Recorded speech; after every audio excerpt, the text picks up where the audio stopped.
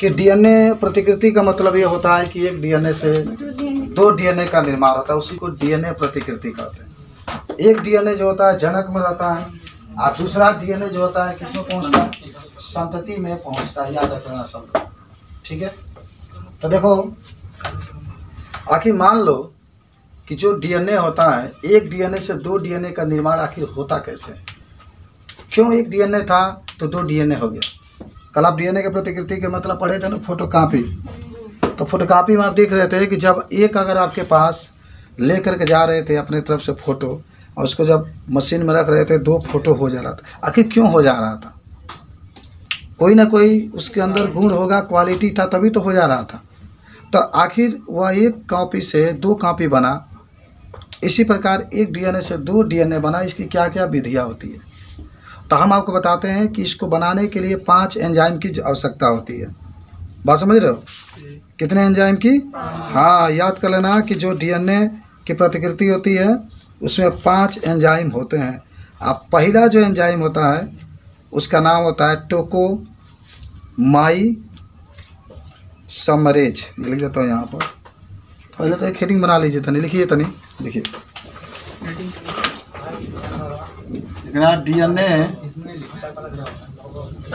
DNA प्रतिकृति के विधि। आया लिखना, एक डीएनए से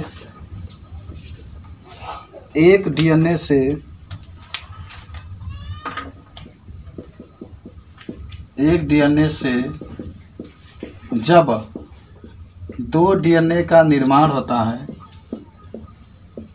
दो डीएनए का निर्माण होता है, तो इसमें मुख्य रूप से 5 एंजाइम भाग लेते हैं। ये सब याद रखना, 5 एंजाइम भाग लेते हैं। जब एक डीएनए से दो डीएनए का निर्माण होता है तो इसमें कितने एंजाइम? आज 5 बहुत इंपॉर्टेंट है। समझो कि अगर आप नीट में जाएंगे तो 5 एंजाइम में से एक प्रश्न आपका जरूर बनेगा 4 नंबर का। अब तो 8 नंबर का आ रहा है, 90 क्वेश्चन आता है, 720 नंबर का आ रहा है। 5 एंजाइम भाग लेते हैं।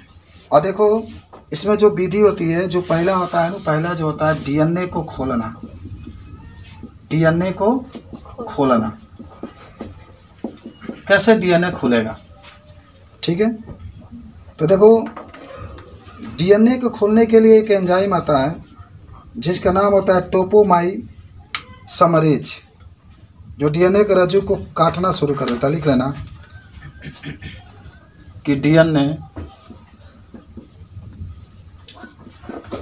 दो रज्जु से मिलकर बना होता है।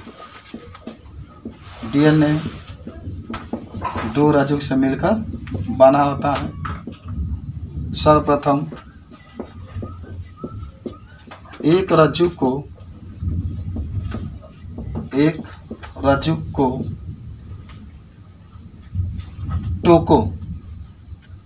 टोपोमाइसमरेज एंजाइम काटना शुरू कर देता है। काटना शुरू कर देता है। बहुत इंपॉर्टेंट पहला एंजाइम देखो आ चुका है आपके पास, जिसका नाम क्या है? टोपोमाइसमरेज। याद हुआ? देखो हम पढ़े होंगे कि जो डीएनए होता है, डीएनए कितने रज्जुक होते हैं? 2। देखो यहाँ पर लिखा गया है ना, डीएनए 2 रज्जुक से मिलकर बना होता है। सर्वप्रथम एक रज्जु को टोपोमाइसमरेज एंजाइम काटना शुरू कर देता है। अब मान लो कि एक डीएनए से 2 डीएनए बनाना है, तो इसका मतलब ये हुआ कि रज्जु को अलग करना पड़ेगा। तो कहीं ना कहीं से 2 रज्जुक आपके 2 घुमावदार ऐसे पढ़े थे ना, तो दोनों घुमावदार 2 रज्जुक होते हैं, और उसमें से एक रज्जु को जो ये आपके पास टोपोमाइसमरेज एंजाइम होता है काटना शुरू कर देता है। देखो कई बार नीट में क्वेश्चन पूछता है, नीट बन जानते हो ना, अभी आप इंटर में पढ़ रहे हैं तो इसी साल आप पेपर दे सकते हैं। अभी जनवरी में आपका निकलेगा उसका पेपर तो दे सकते हैं। MBBS डॉक्टर बन सकते हैं। एम्स में भी आप डॉक्टर जाकर के बन सकते हैं। बनिए तो नहीं, बहुत मज़ा आएगा, बनिए एम्स में डॉक्टर। खैर पहले इसको हम लोग देखते हैं। डॉक्टर तो बनेंगे ही जब पढ़ेंगे, तो इसमें कोई शक नहीं है, कोई माई का लाल नहीं है कि अगर हम अच्छा से पढ़ें तो हमें डॉक्टर बनने से रोक दे। ठीक है ना, अगर पढ़ते हैं अच्छा से तो। चलिए देखो देखो हम बताते हैं। आपके पास DNA के इस तरीके से अणु होता है ना, एक ये रज्जु, समझ रहे बात को, ये क्या हुआ, एक रज्जु ये हुआ और एक और रज्जु बनाते चलिए। चलो चलो, एक ये रज्जु का, दो रज्जु रहा। अगर आप इसको 5 डैश कहते हैं तो नीचे कहाँ आ गया 3 डैश, और इसको अगर 3 डैश कहते हैं तो नीचे 5 डैश। बस समझ रहे। अब बीच में सब हाइड्रोजन बंद होते हैं, एडेनिन, ग्वानिन, थाइमिन वगैरह जो होते हैं ना, सब ये जुड़े होते हैं। आपने क्या कहा है कि कहें कि सर देखो ये भी एक रज्जुक है, ये भी 2 रज्जुक है। रज्जुक तो एकदम समझ जाओ, 2 रज्जुक है ना। उसमें क्या होगा, अभी जाएगा एंजाइम जिसका नाम है टोपोमाइसमरेज। आई कहीं से एक रज्जु को काटना शुरू कर दिया। चलो मान लो यहाँ से काटना शुरू कर दिया। कौन काट रहा है, टोपोमाइसेमरेज, रेज एज जो भी होता है ना एंजाइम होता है, ये काटना शुरू कर दिया। बस समझ गए, काट दिया। देखो काटेगा तो कैसे प्राप्त होगा, थोड़ा सा छोटा ही बनाते हैं। काटेगा तो अब ऐसे प्राप्त होगा। ये मान लीजिए काट दिया, काटने के बाद ये हट जाएगा थोड़ा।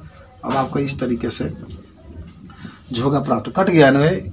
अब जो होगा इस तरीके से आपको क्या हो गया, प्राप्त हो चुका है हाइट। देखो यहाँ से कट गया एक रज्जु। तो पहला तो एंजाइम के विशेषता जान गए ना कि जब एक DNA से 2 DNA का निर्माण करेंगे तो सबसे पहले एक रज्जु को काटना हम लोग क्या करेंगे, शुरू करेंगे। अब कौन एंजाइम काटना है, उसका नाम होता है टोपोमाइसेमरेज। बना लो फिगर। सेकेंड एंजाइम के पास नाम लिखो, सेकेंड एंजाइम है हेलिकेज एंजाइम। दूसरा का नाम होगा helicase enzyme, helicase enzyme, enzyme, helicase enzyme. अच्छा याद करो, पहले इसके बारे में हम लोग डिस्कशन करेंगे। आखिर हेलिकेज एंजाइम आएगा तो किसको काटेगा। तो आप याद रखिएगा कि हेलिकेज एंजाइम हाइड्रोजन बंध को काटना शुरू करता है। किसको, आपको याद होगा कि हाइड्रोजन बंध आखिर पाया किस में जाता है। तो कहेंगे सर जो एडेनिन A और T एक साथ जुड़े थे ना, नाइट्रोजन जो क्षारक होते हैं ना, DNA में कितने नाइट्रोजन क्षारक, 4, एडेनिन, थाइमिन, ग्वाइमिन और साइटोसिन। तो इनके बीच में जैसे एडेनिन थाइमिन के साथ जुड़ा होता है डबल बॉन्ड के साथ, आज जो साइटोसिन होता है ग्वानिन के साथ जुड़ा होता है ट्रिपल बॉन्ड के साथ। इसी को हम लोग कहते हैं हाइड्रोजन बंध। दोनों में एडेनिन और थाइमिन के बीच में जो बंध पाया जाता है डबल, वो भी हाइड्रोजन बंध है। और ग्वानिन और साइटोसिन के बीच में जो ट्रिपल बॉन्ड पाया जाता है वो भी हाइड्रोजन बंध है। तो इन बंध को, जो हाइड्रोजन बंध होता है, उसको काटने का काम करता है हेलिकेज एंजाइम। याद कर लो। आज प्रश्न पूछा जाता है, नीट में पूछा जा सकता है कि DNA के अंदर जो हाइड्रोजन बंध होते हैं उसको काटने का कार्य कौन सा एंजाइम करता है, तो उसका नाम क्या होगा, हेलिकेज एंजाइम। बात समझ में आई ना, तो लिख लेते हैं इसको, लिखो खड़ा दे। DNA रज्जु को जोड़ने वाला हाइड्रोजन बंध को, हाइड्रोजन बंध को हेलिकेज एंजाइम काटना शुरू कर देता है, काटना शुरू कर देता है। यह एंजाइम दोनों रज्जु को अलग भी कर देता है, दोनों रज्जु को अलग भी कर देता है। याद होगी ये चीज़। अगर आपसे पूछा जाएगा तो चीज़ को आप बता सकते हैं कि जो हेलिकेज एंजाइम होता है वह DNA को काटना शुरू कर देता है। फिगर भी आप बना सकते हैं इसको। देखो ये DNA है,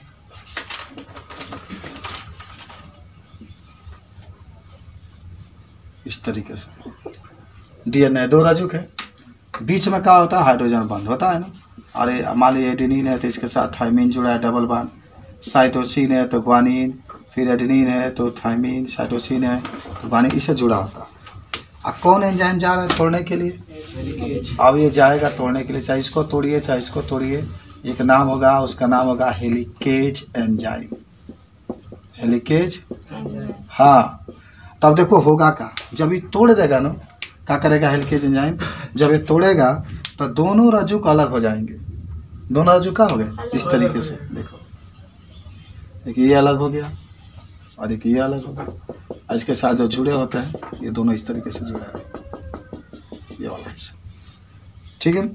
इसी को हम लोग क्या कहते हैं, हेलिकेज एंजाइम, जो कि दोनों रज्जु को देखिए अलग अलग का कर चुका है। तो फिगर बना लीजिए, यहाँ पर लिख रहे ना कि दोनों रज्जु अलग अलग हो गए हैं, दोनों रज्जु अलग अलग हो गए हैं। देखना ये बहुत अच्छा सा आप पढ़ लेना, जब इसका प्रश्नावली हल करोगे ना तो ये सब आएगा आपका। हम पहले आपको बता देते हैं कि आखिर पॉलीमरेज एंजाइम होता क्या है। ये जो पॉलीमरेज एंजाइम होता है वह आरएनए के छोटा सा टुकड़े को दोनों जो अलग अलग रज्जुक है उसमें जोड़ने का काम करता है। पॉलीमरेज एंजाइम क्या कहें कि जो पॉलीमरेज एंजाइम होता है, जो दोनों रज्जुक अलग अलग हुए हैं उसके साथ डीएनए का एक छोटा सा टुकड़ा ये जोड़ने का काम करेगा, और तब ये 2 भागों में डीएनए का बनना शुरू होता है। तो लिख लो, पहले हेडिंग बना लो, पॉलीमरेज एंजाइम।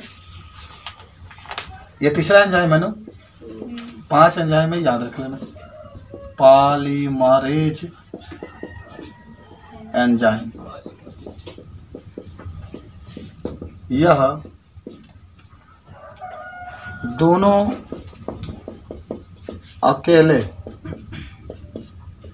डीएनए के रज्जु के साथ एक आरएनए के छोटा सा टुकड़ा को जोड़ने का कार्य करता है। आरएनए मैंने जोड़ी है, कार्य करता है, जिससे अब डीएनए के 2 रज्जुक का निर्माण होने लगेगा,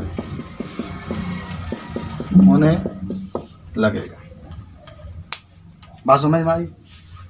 जो पॉलीमरेज एंजाइम होता है ये दोनों अकेले डीएनए के रज्जु को एक साथ जोड़ने का काम करता है। देखो कैसे, चित्र देखो इसका, हम अभी देखे थे कि दोनों डीएनए के रज्जु क्या हो गए हैं भाई, अलग अलग हो गए हैं। इस तरीके से सब हाइड्रोजन बंद बना रहे हैं, ये दोनों अलग अलग हो गए। अगर इसको 5 डैश मानते हैं या तो 3 डैश, तो ये 3 डैश होगा, यहाँ पर क्या होगा 5 डैश। अब एक आरएनए का छोटा सा टुकड़ा जोड़ने का कार्य कर रहा है, कौन, जिसका नाम हो रहा है डीएनए पॉलीमरेज। तो ये क्या होगा, देखो यहाँ से छोटा सा एक टुकड़ा लाएगा आरएनए का, इसके साथ जोड़ना, इसके साथ भी, इसके साथ भी, ये जोड़ना आप क्या कर देगा, शुरू कर देगा। ये लिख लेना, आरएनए का छोटा टुकड़ा, और देखो क्या निर्माण होना शुरू हो गया, ठीक है।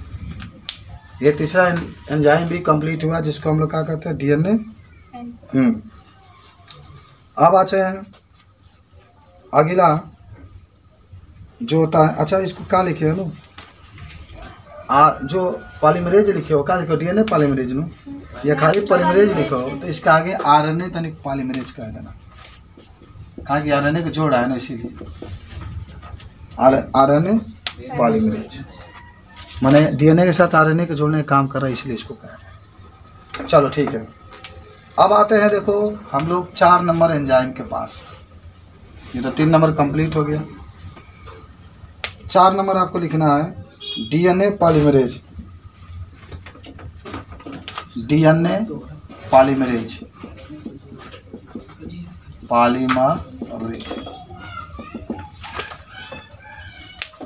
देखो को बढ़िया से पहले समझो। आपने देख रहा है कि ये डीएनए का एक अणु है, इसके साथ एक आरएनए का भी आकर के ऐड हुआ है अणु, देख रहे हैं छोटा सा टुकड़ा है। तो जो छोटा सा आरएनए है, डीएनए के साथ जो छोटा सा कण आकर के जुड़ रहा है, तो उसको हम लोग कह रहे हैं आरएनए पॉलीमरेज, आरएनए पॉलीमरेज।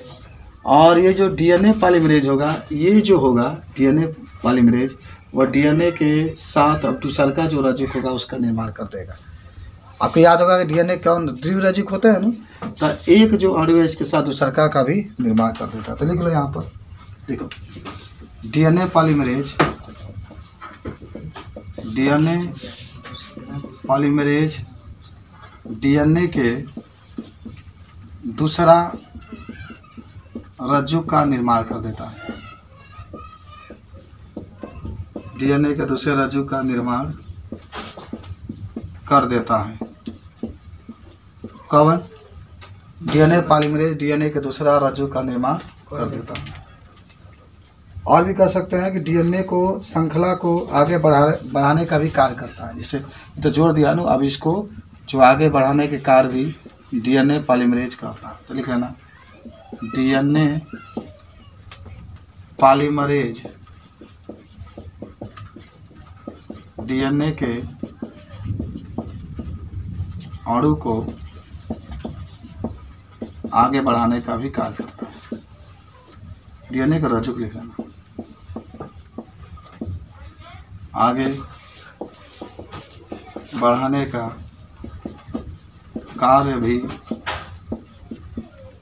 करता है, कार्य भी करता है। ठीक है, तो इस तरीके से आप बताएंगे। अच्छा, एक और लिख लेना कि इसमें माइटोकॉन्ड्रिया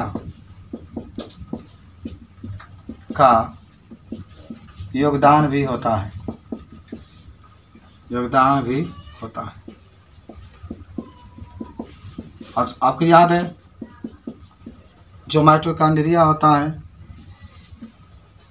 माइटोकॉन्ड्रिया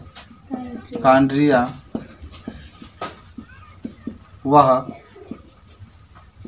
डीएनए के दूसरा रज्जु को बनाने के लिए ऊर्जा भी देता है। कुछ बातें आपको हम बताना चाहते हैं कि आपको याद होगा कि आपसे कोई पूछे कि बताओ माइटोकॉन्ड्रिया की खोज किसने किया था, याद है? अल्टमान नामक वैज्ञानिक ने किया था। कहीं कोलिकर भी दिखाता है, कोलिकर भी दिखाता है माइटोकॉन्ड्रिया का खोज उसने किया था। और ये भी आप जानते होंगे कि जो माइटोकॉन्ड्रिया होता है उसे ऊर्जा का पावर हाउस कहा जाता है, आप जरूर याद रखिएगा। अच्छा, इसको हिंदी में ऊर्जा का पावर हाउस है, इसको हिंदी में ऊर्जा का बिजली घर भी कहा जाता है। किसको? माइटोकॉन्ड्रिया। आपको याद होगा जो माइटोकॉन्ड्रिया होता है ये प्रोकैरियोटिक कोशिका में नहीं पाया जाता। किस में पाया जाता है? यूकेरियोटिक। माइटोकॉन्ड्रिया प्रोकैरियोटिक में, देखो जो प्रोकैरियोटिक कोशिका होता है उसमें कोई कोशिकांग नहीं पाया जाता। कोशिकांग मतलब राइबोसोम्स, अरे राइबोसोम्स पाया जाता है, एक ऐसा कोशिकांग। लेकिन जो प्रोकैरियोटिक कोशिका होती है, अभी आप पढ़ेंगे ना, अभी आपको देखिए उसमें लिखा होगा आरएनए संसार, मिला होगा। आप घर पर पढ़े भी होंगे बहुत अच्छे तरीके से। रात में मैं देख रहा था सभी लोग अध्ययन कर रहे थे बैठ करके, तो सब उसमें मिलेगा आपको कि जो माइटोकॉन्ड्रिया होता है उसका खोज अल्टमान ने किया, नाम कोलिकर ने दिया।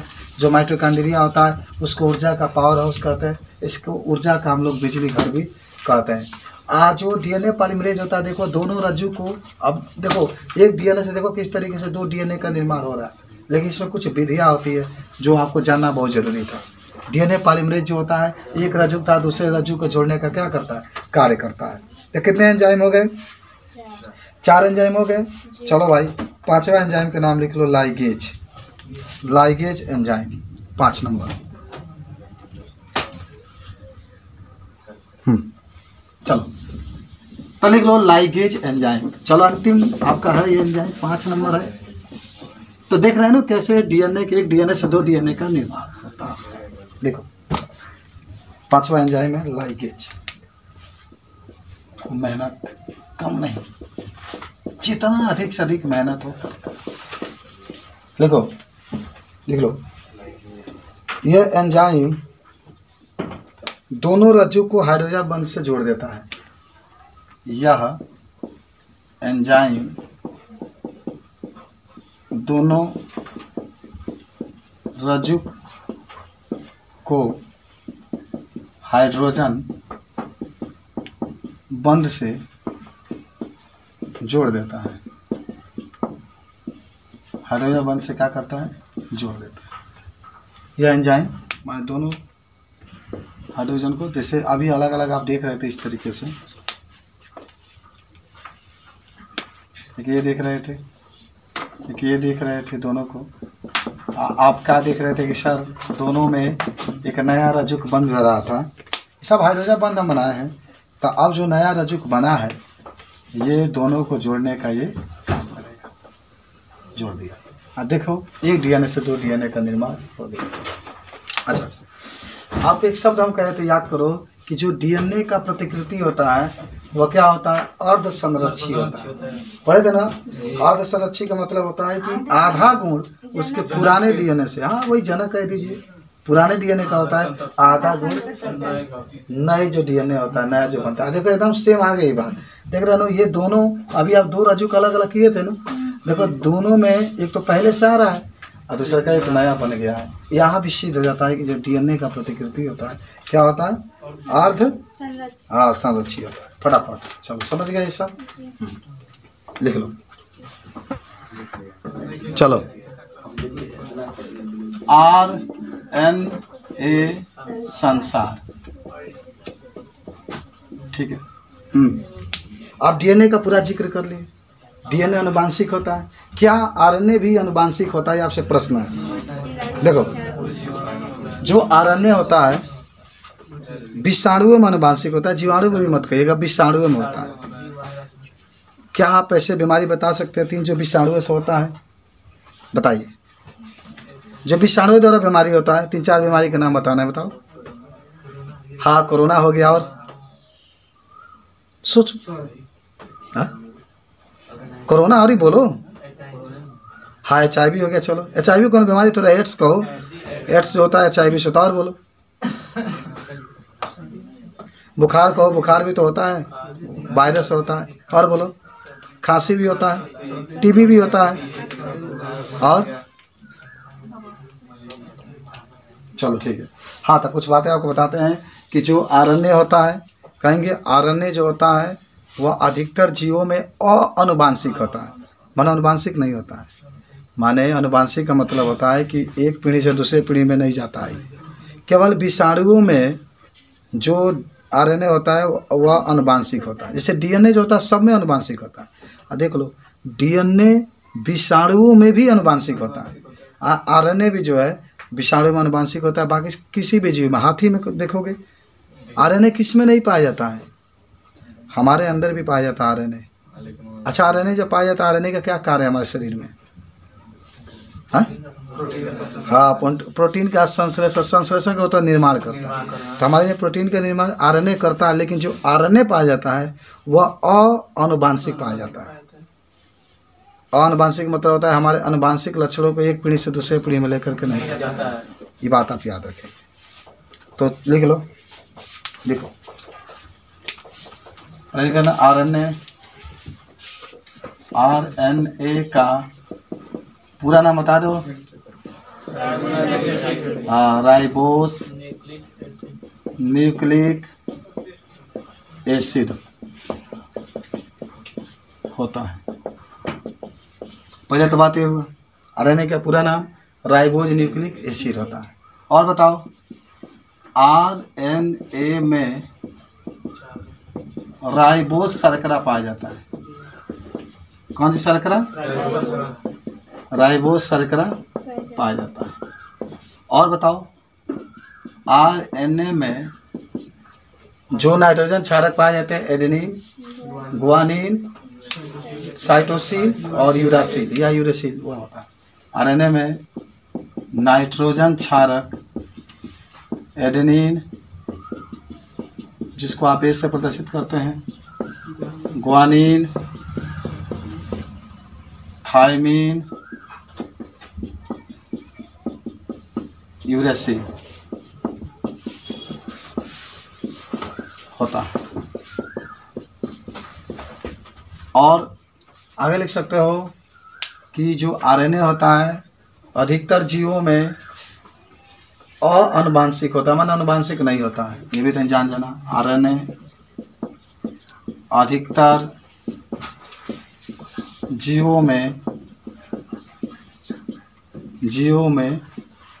अनुवांशिक नहीं होता है।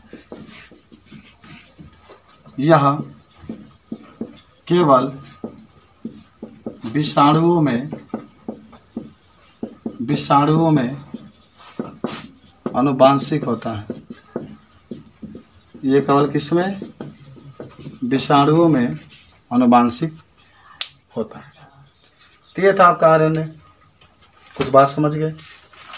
अब यहाँ पर हम लिख देते हैं आरएनए, और इसको हम लोग बांट देते हैं दो भागों में। कौन कौन? एक होता है अनुवांशिक आरएनए, एक होता है अनुवांशिक आरएनए। ठीक है। अब ये जो अनुवांशिक आरएनए होता है इसको हम लोग तीन भागों में बांटते हैं। एक लिख लेना आरएनए, एक लिखना टीआरएनए, और एक लिखना एमआरएनए। देखो, इसका पूरा नाम होगा राइबोसोमल आरएनए, इसका पूरा नाम होगा ट्रांसफर आरएनए, इसका पूरा नाम होगा मैसेंजर आरएनए। हिंदी में लिख लो, इसका नाम होगा राइबोसोमल आरएनए, इसका नाम होगा स्थानांतरण आरएनए, इसका नाम होगा संदेशवाहक, मैसेंजर में संदेशवाहक होता है आरएनए। ठीक है। यह अनुवांशिक होता है किसमें? विषाणुओं में होता है। विषाणु में जैसे कुछ रोग होते हैं विषाणु से हमारे अंदर होते हैं, जैसे एड्स हो गया। अगर किसी को एड्स हुआ है तो उसका जांच किया जाता है एक कीट के द्वारा। कोई इस कीट का नाम बताएगा? बता दो। एड्स, उस कीट का नाम है एलिसा कीट। आप पढ़ करके आ रहे हैं, इसके बाद वाला भी पार्ट वही आने वाला है। हमको लगता है कि मानव स्वास्थ्य और रोग के बारे में हम लोग पढ़ेंगे। एलिसा कीट उसका नाम है। चाहे आपका एक पढ़े होंगे टीएमवी का पूरा नाम टोबैको मोज़ेक वायरस, तंबाकू मोज़ेक वायरस, तंबाकू में बीमारी होता है। इसमें भी अनुवांशिक पदार्थ माने आरएनए होता है। और चाहे खांसी वगैरह, कोरोना का तो नाम आप सुन ही गए हैं, कोरोना वायरस, ये भी आपका। ठीक। तो आज का इतना बायोलॉजी रहने दो, कल हम इसके बारे में जिक्र करेंगे, तीनों जो आरएनए उसके बारे में।